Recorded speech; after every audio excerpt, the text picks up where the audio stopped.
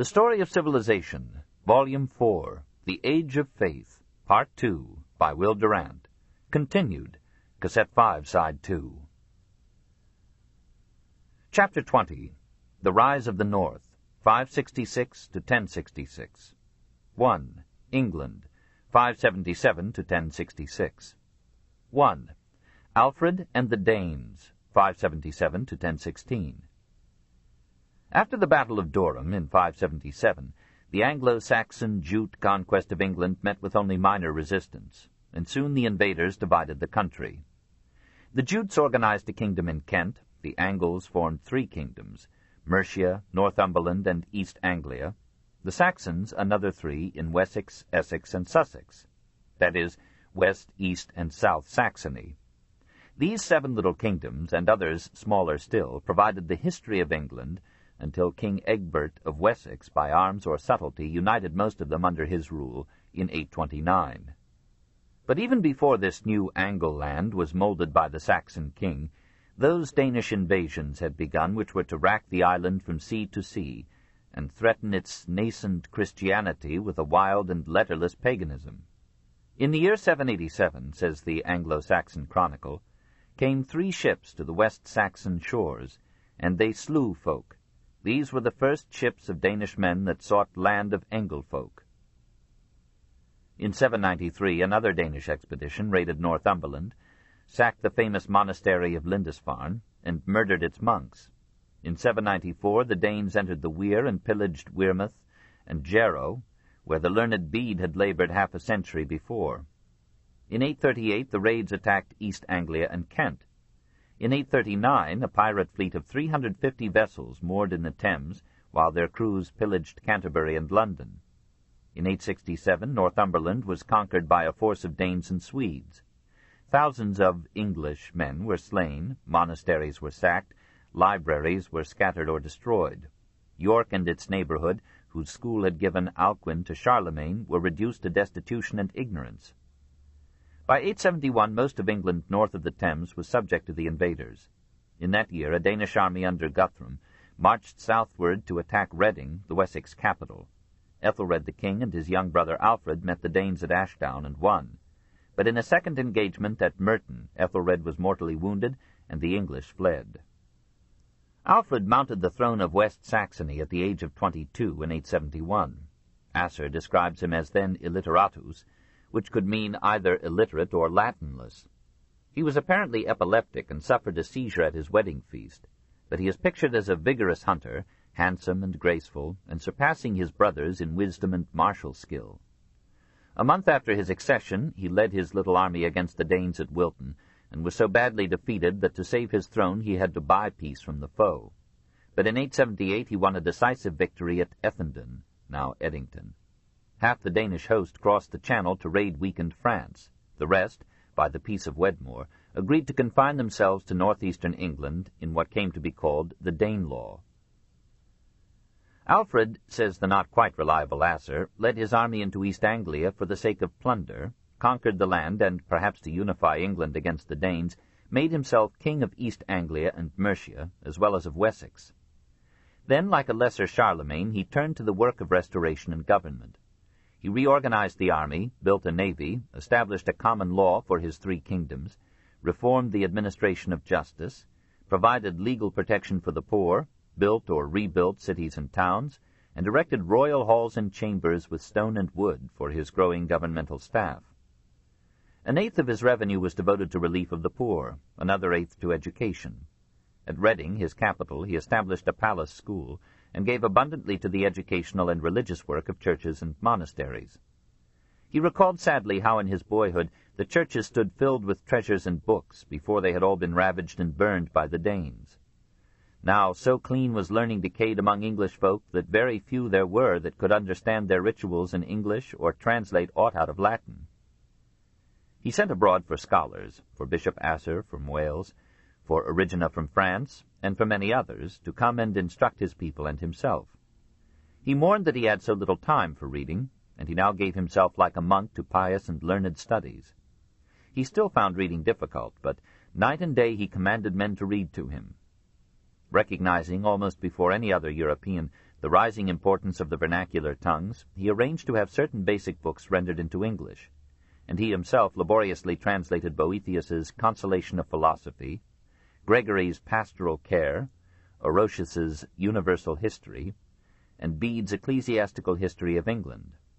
Again, like Charlemagne, he gathered the songs of his people, taught them to his children, and joined the minstrels of his court in singing them. In 894 a fresh invasion of Danes reached Kent. The Danes of the Danelaw sent them reinforcements, and the Welsh, Celtic patriots still unconquered by the Anglo-Saxons, signed an alliance with the Danes.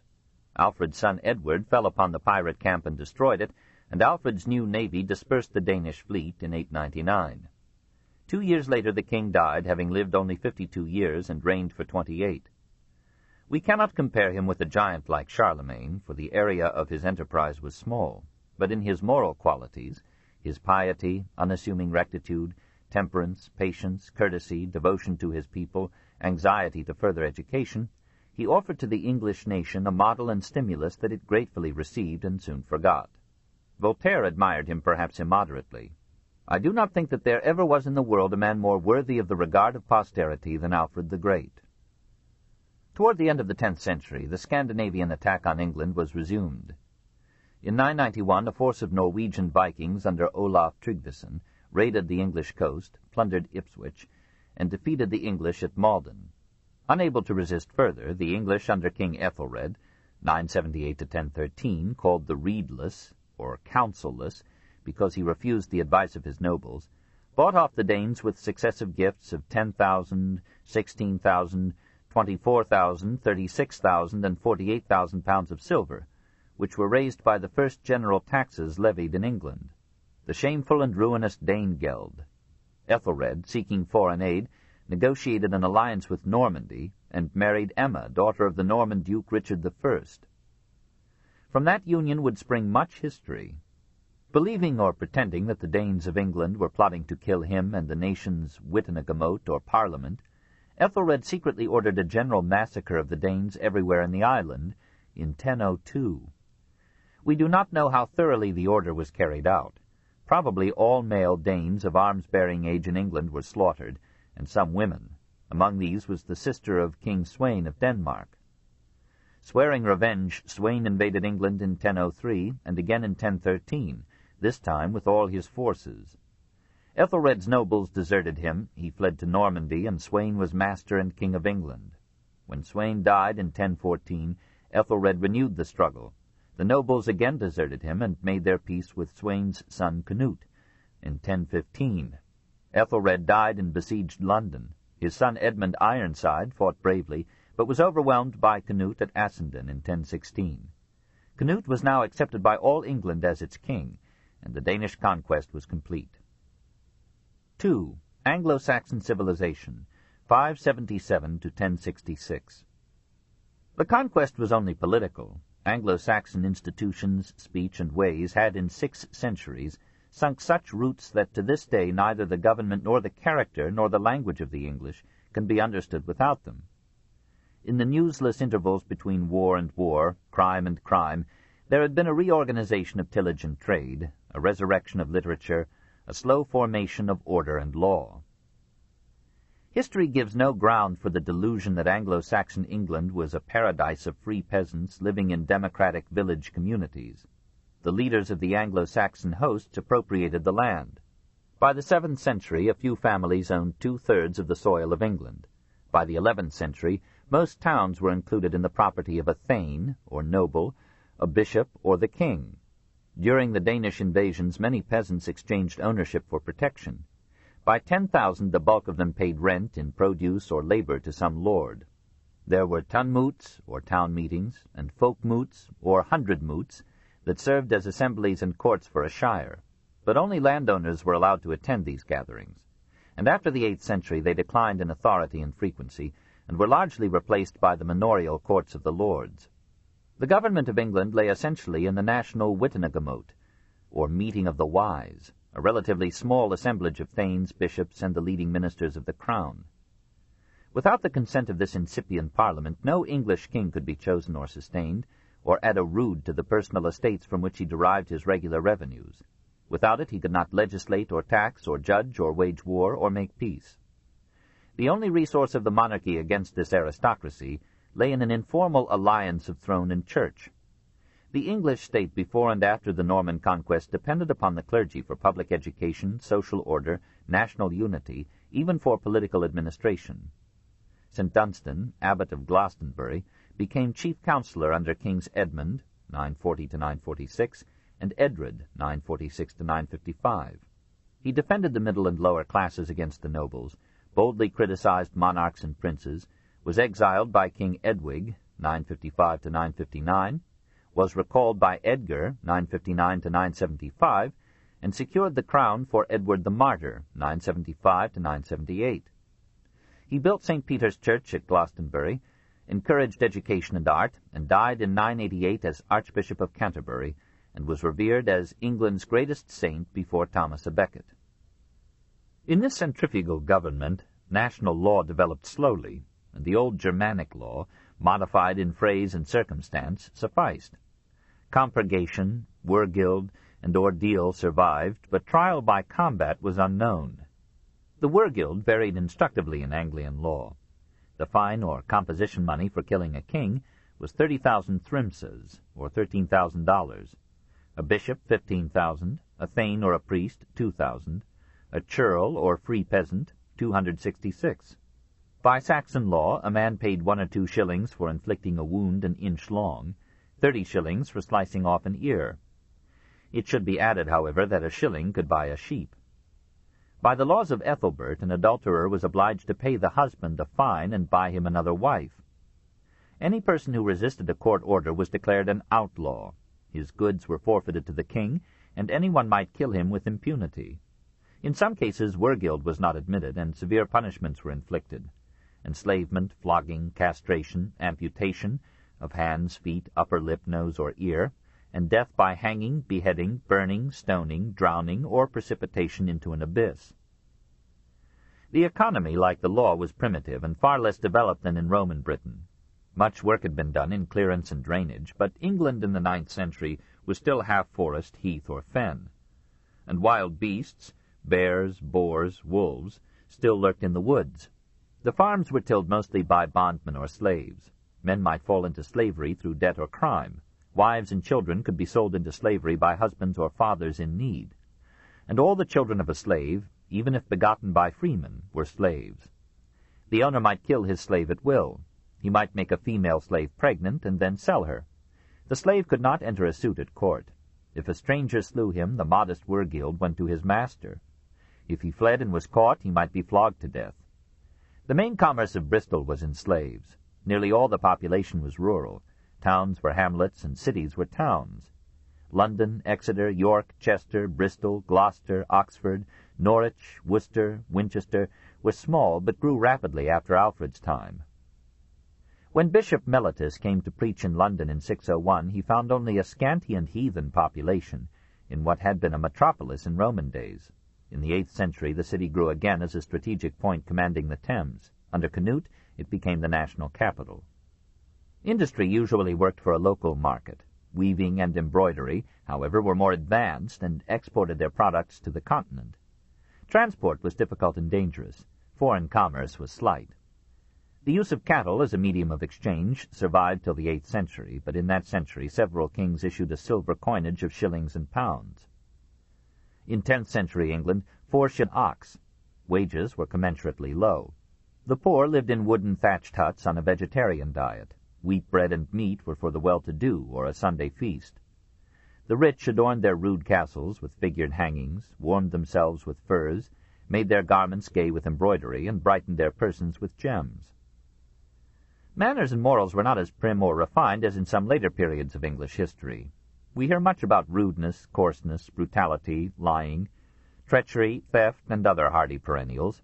The buccaneering Normans of 1066, including some bastards, professed to be amazed at the low moral and cultural level of their victims. The moist climate persuaded the Anglo-Saxons to heavy eating and hard drinking, and the ale feast was their notion, like ours, of a convention or a holiday.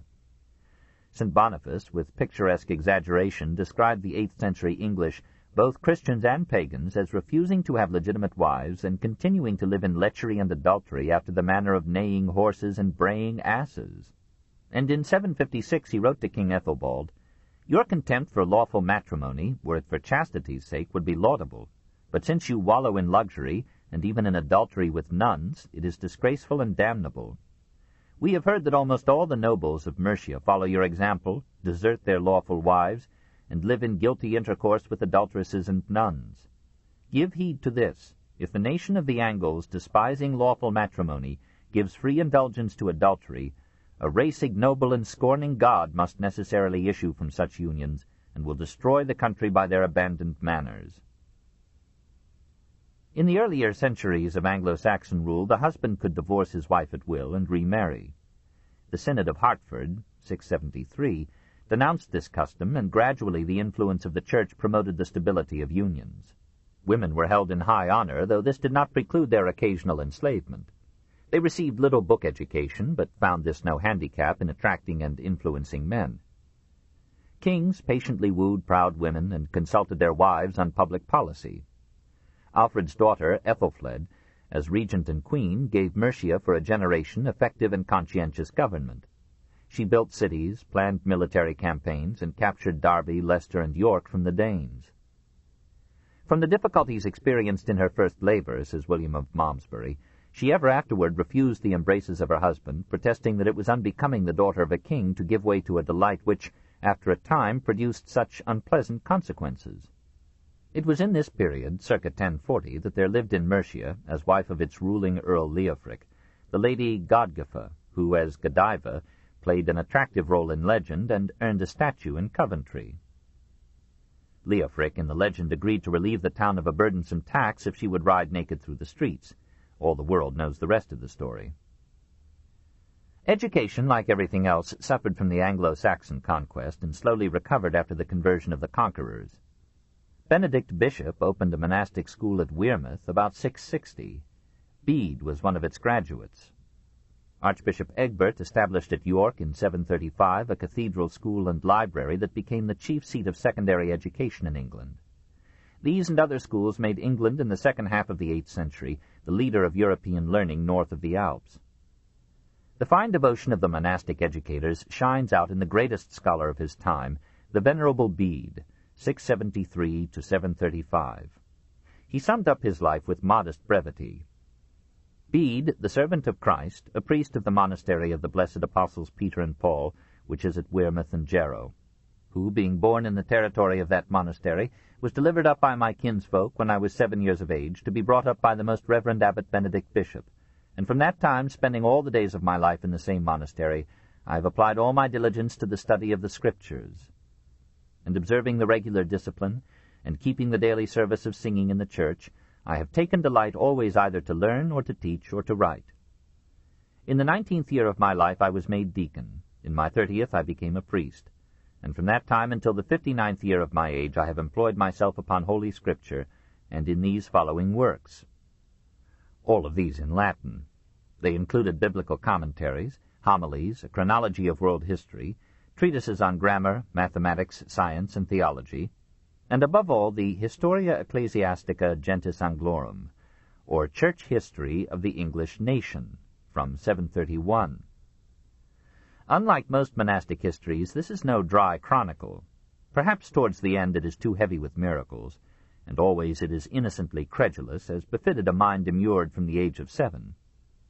Nevertheless, it is a clear and captivating narrative, rising now and then to a simple eloquence, as in the description of the Anglo-Saxon conquest. Bede had an intellectual conscience. He took great pains with chronology, and is generally accurate. He specified his sources, sought first-hand evidence, and quoted pertinent and available documents. I would not, he said, that my children should read a lie, meaning, we hope, the 600 pupils whom he taught. He died 4 years after penning the above autobiography, and all the tenderness and faith of medieval piety are in its concluding lines. And I beseech thee, merciful Jesus, that to whom thou hast of thy goodness given sweetly to drink in the words of the knowledge of thee, thou wilt also vouchsafe, in thy loving kindness, that he may one day come to thee, the fountain of all wisdom, and stand forever before thy face.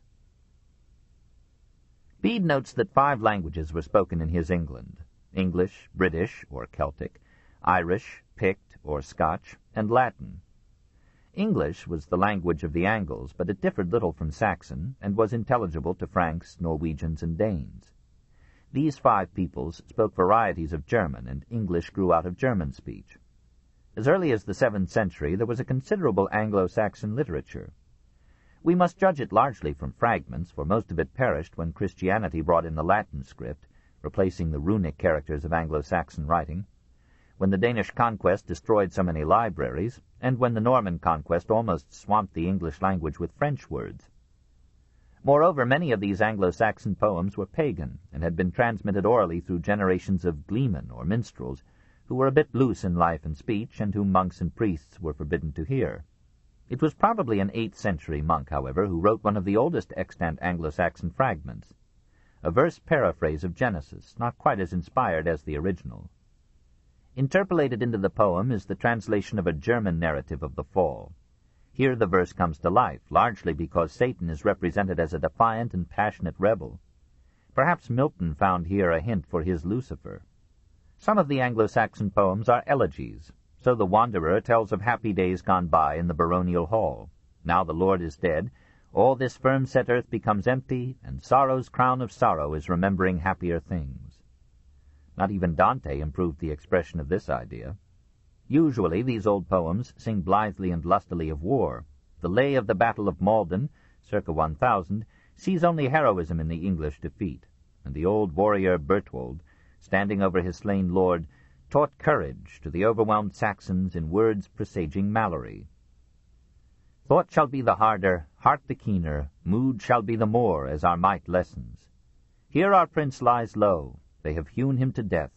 Grief and sorrow forever on the man that leaves this war play. I am old of years, but hence I will not go. I think to lay me down by the side of my lord, by the side of the man I cherished. The longest and noblest of the Anglo-Saxon poems, Beowulf, was composed, presumably in England, in the 7th or 8th century, and is preserved in a British Museum manuscript dating back to 1000. Its 3,183 lines are apparently the complete work. The verse is rhymeless, but alliterative, antistrophic rhythm, in a West Saxon dialect quite unintelligible to us today. The story seems childish. Beowulf, prince of the Geats, or Goths, in southern Sweden, crosses the sea to free the Danish king Hrothgar from the dragon Grendel. He overcomes Grendel and even Grendel's mother, sails back to Geatland, and reigns justly for 50 years. A third dragon, a fire drake, now appears and ravages the land of the Geats. Beowulf attacks it and is seriously wounded. His comrade Wiglaf comes to his aid, and together they kill the beast. Beowulf dies of his wound and is burned on a funeral pyre. The tale is not so naive as this sounds. The dragons of medieval literature represent the wild beasts that lurked in the woods about the towns of Europe. The terrified imagination of the people might be forgiven for conceiving them fantastically, and it gratefully wove legends about the men who conquered such animals and made the hamlets safe. Certain passages of the poem are incongruously Christian, as if some kindly monkish editor had sought to preserve a heathen masterpiece by inserting here and there a pious line. But the tone and incidents are purely pagan.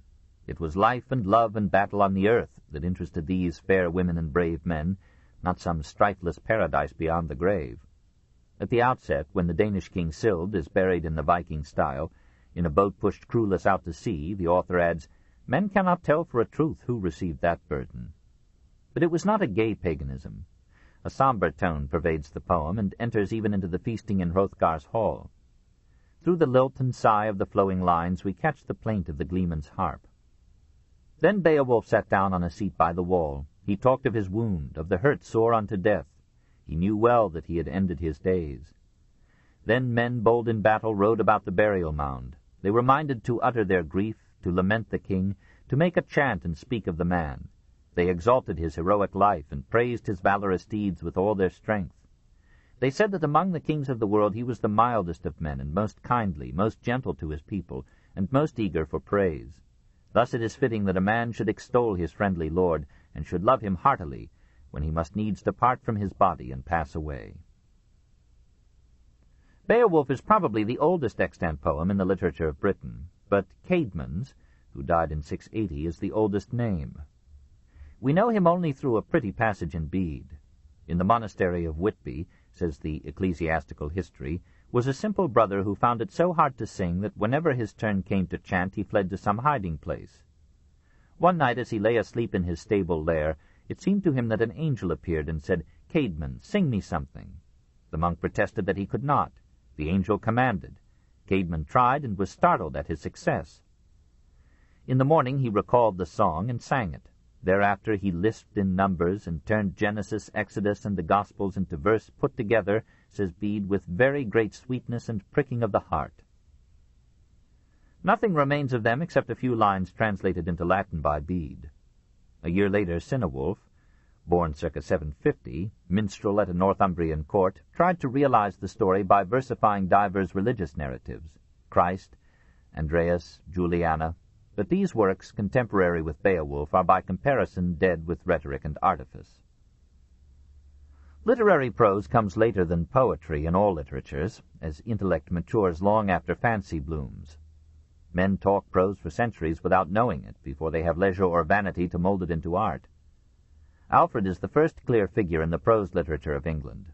His translations and prefaces were eloquent through simple sincerity, and it was he who, by dint of editing and adding, transformed the bishop's roll, kept by the clerks of Winchester Cathedral, into the most vigorous and vivid sections of the Anglo-Saxon Chronicle, the first substantial work of English prose. His teacher Asser may have written most of the Life of Alfred. Perhaps it is a later compilation, circa 974. In any event, it is an early instance of the readiness with which Englishmen used English instead of Latin for works of history or theology, while the Continent still blushed to write such dignities in the vulgar speech. Even amid poetry and war, men and women found time and spirit to give form to significance and beauty to things of use. Alfred established a school of art at Athelney, brought to it from all quarters monks skilled in arts and crafts, and continued during his frequent wars, says Asser, to teach his workers in gold and his artificers of all kinds. Dunstan, not content with being both a statesman and a saint, worked cleverly in metal and gold, was a good musician, and built a pipe organ for his cathedral at Glastonbury. Artwork in wood, metal, and cloisonné enamel was carried on. Gem cutters joined with carvers to make the jeweled and sculptured crosses of Ruthwell and Bewcastle, circa 700. A famous equestrian statue of King Cadwallo, who died in 677, was cast in bronze near Ludgate. Women made coverlets and tapestries and embroideries of a most delicate thread. The monks of Winchester illuminated with radiant color a 10th-century benedictional. Winchester itself and York built stone cathedrals as early as 635. Benedict Bishop brought the Lombard style to England from the church that he built at Wearmouth in 674. And Canterbury rebuilt in 950 the cathedral that had survived from Roman times. We know from Bede that Benedict Bishop's church was adorned with paintings made in Italy, so that all who entered, even if ignorant of letters, whichever way he turned, should either contemplate the ever-lovely aspect of Christ and his saints, or, having the Last Judgment before their eyes, might remember to examine themselves more strictly. In general, the 7th century saw an exuberance of construction in Britain. The Anglo-Saxon conquest was complete, the Danish had not begun, and architects, who had heretofore built in wood, now had the resources and spirit to raise great shrines in stone. Yet it must be confessed that Benedict imported his architects, glassmakers, and goldsmiths from Gaul. Bishop Wilfrid brought sculptors and painters from Italy to decorate his 7th-century church at Hexham, and the beautifully illuminated Gospel Book of Lindisfarne, circa 730, was the work of Irish monks transplanted by the eremitical or missionary zeal to that bleak isle off the Northumberland coast. The coming of the Danes ended this brief renaissance, and not until the sound establishment of Canute's power did English architecture resume its climb to majesty. 3. Between Conquests, 1016 to 1066. Canute was more than a conqueror, he was a statesman. His early reign was tarnished with cruelty. He banished the children of Edmund Ironsides and had Edmund's brother murdered to forestall an Anglo-Saxon restoration. But then, noting that the widow and sons of King Ethelred were alive at Rouen, he cut many knots by offering Emma his hand in marriage, this in 1017. She was 33, he 23. She consented, and at one stroke Canute secured a wife, an alliance with Emma's brother, the Duke of Normandy, and a safe throne. From that moment his reign became a blessing for England. He brought under discipline the disorderly nobles who had broken the unity and spirit of England. He protected the island from further invasion and gave it 12 years of peace. He accepted Christianity, built many churches, raised a shrine at Assendon to commemorate the Anglo-Saxons as well as the Danes who had fought there, and himself made a pilgrimage to Edmund's tomb. He promised to follow the existing laws and institutions of England, and kept his word with 2 exceptions. He insisted that county government, which had been debased by autocratic nobles, should be under his own appointees, and he replaced the archbishop with a lay minister as chief counselor to the crown. He developed an administrative staff and civil service that gave unprecedented continuity to the government. After the insecure early years of his rule, nearly all his appointees were Englishmen. He labored constantly in the tasks of state and repeatedly visited every part of his kingdom to supervise the administration of justice and the execution of the laws. He came in as a Dane and died as an Englishman. He was king of Denmark as well as of England, and in 1028 he became also king of Norway, but it was from Winchester that he ruled this triple realm. The Danish conquest continued that long process of foreign invasion and racial mixture which culminated in the Norman conquest and finally produced the English people. Celt and Gaul, Anglo and Saxon and Jute, Dane and Norman mingled their blood, in marriage or otherwise, to transform the undistinguished and uninitiative Britain of Roman days into the vocal buccaneers of Elizabeth's time and the silent world conquerors of later centuries. The Danes, like the Germans and the Norse, brought into England an almost mystic love of the sea, a willingness to accept its treacherous invitation to adventure and trade in distant lands. Culturally, the Danish invasions were a blight. Architecture marked time. The art of illumination decayed from 750 to 950, and the intellectual progress so promoted by Alfred was checked, even as in Gaul Norse raids were cancelling the labors of Charlemagne. Canute might have repaired more of the damage his people had wrought had he been granted a longer life, but men wear out rapidly in war or government. Canute died in 1035, aged 40. Norway at once threw off the Danish yoke. Harthacnut, Canute's son and appointed heir, had all he could do to protect Denmark against Norwegian invasion. Another son, Harold Harefoot, ruled England for 5 years, then died. Harthacnut ruled it for 2 years and passed away in 1042. Before his death he summoned from Normandy the surviving son of Ethelred and Emma, and recognized this Anglo-Saxon stepbrother as heir to the English throne. But Edward the Confessor, from 1042 to 1066, was as much of a foreigner as any Dane. Carried to Normandy by his father at the age of 10, he had passed 30 years at the Norman court, brought up by Norman nobles and priests, and trained to a guileless piety. He brought to England his French speech, customs, and friends.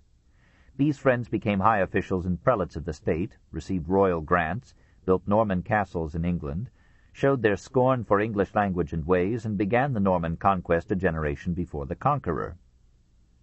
Only one Englishman could compete with them in influencing the mild and malleable king. Earl Godwin, governor of Wessex and first councillor of the realm under Canute, Harold, and Harthacnut, was a man of both wealth and wisdom, a master of patient diplomacy, of convincing eloquence and administrative skill, the first great lay statesman in English history. His experience in the government gave him an ascendancy over the king.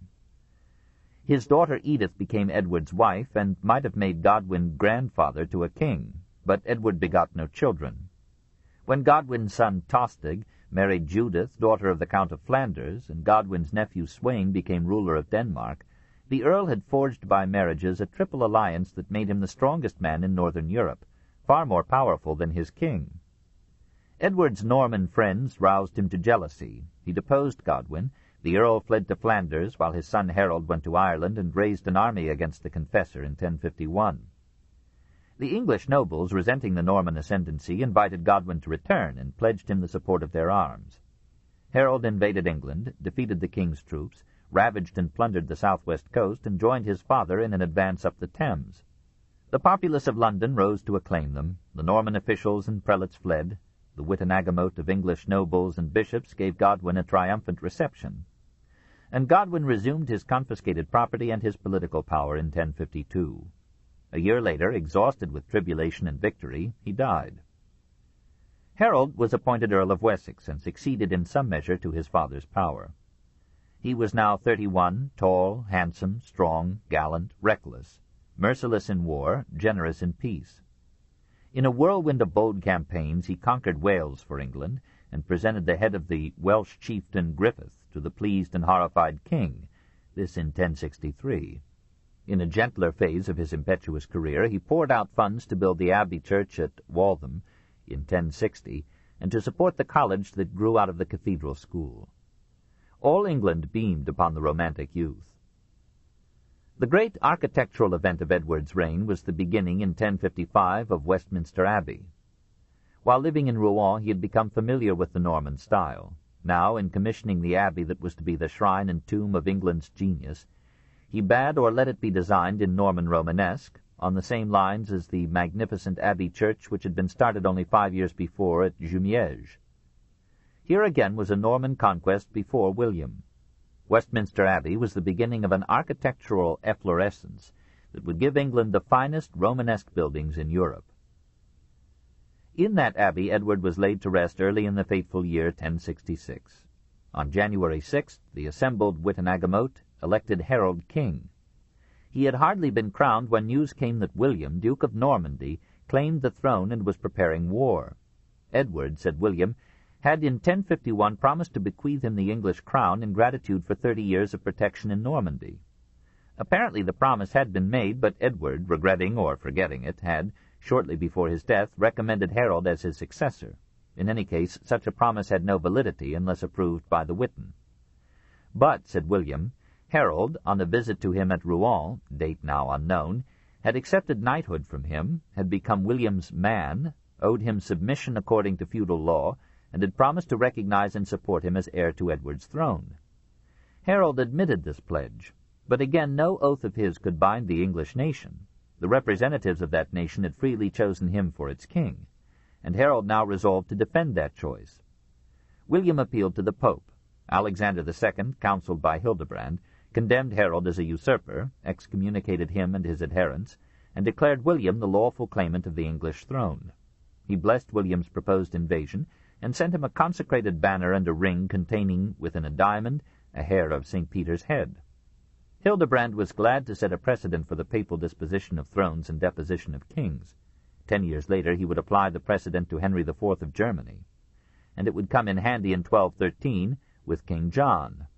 Lanfranc, abbot of Bec, joined William in calling the people of Normandy, indeed of all countries, to a holy war against the excommunicated king. The sins of Harold's wild youth were now visited upon his benevolent maturity. His brother Tostig, long since exiled by the Witan, had not been recalled by Harold come to power. Tostig now allied himself with William, raised an army in the north, and persuaded King Harold Hardrada of Norway to join him by promising him the English throne. In September 1066, as William's armada of 1,400 vessels sailed from Normandy, Tostig and Hardrada invaded Northumberland. York surrendered to them, and Hardrada was there crowned King of England. Harold rushed up with what troops he had and defeated the northern invaders at Stamford Bridge, September 25th. In that battle, Tostig and Hardrada died. Harold moved south with a diminished force far too small to pit against William's host, and every adviser bade him wait. But William was burning and harrowing southern England, and Harold felt bound to defend the soil that he had once ravaged but now loved. At Senlac, near Hastings, the two armies met on October 14th and fought for 9 hours. Harold, his eye pierced by an arrow, fell blinded with blood and was dismembered by Norman knights.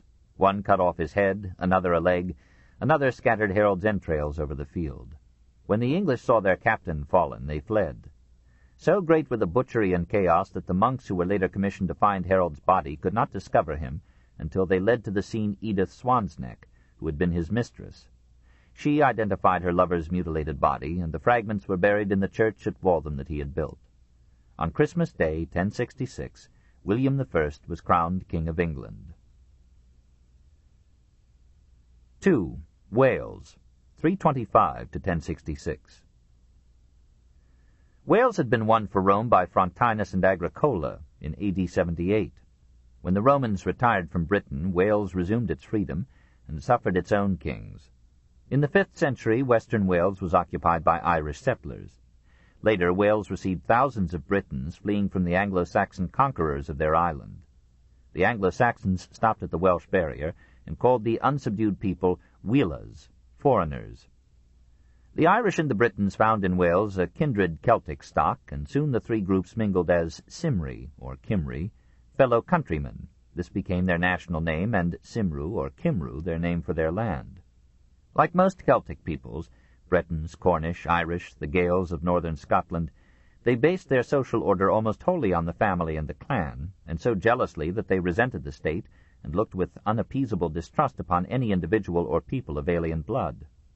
Their clan spirit was balanced by uncalculating hospitality, their indiscipline by bravery, their hard life and climate by music and song and loyal friendship, their poverty by an imaginative sentiment that made every girl a princess and every second man a king.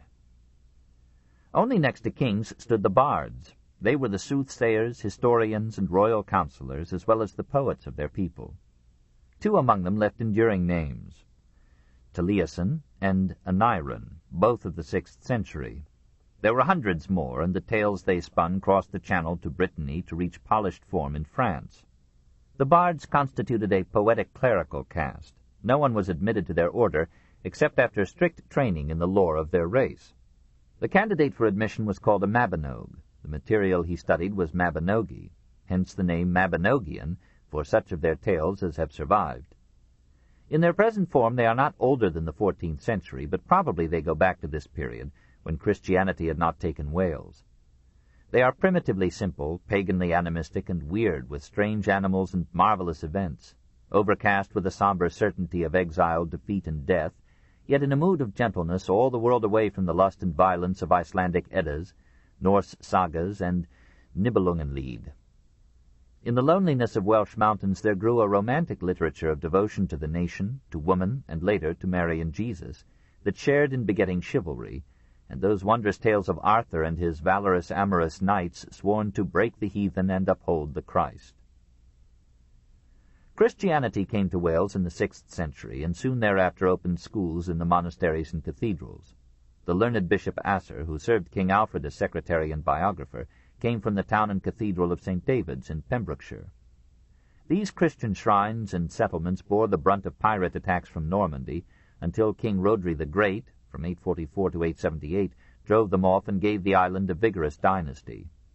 King Hewel the Good, from 910 to 950, united all Wales and provided it with a uniform code of laws. Griffith ap Llewellyn, from 1035 to 1063, was too successful.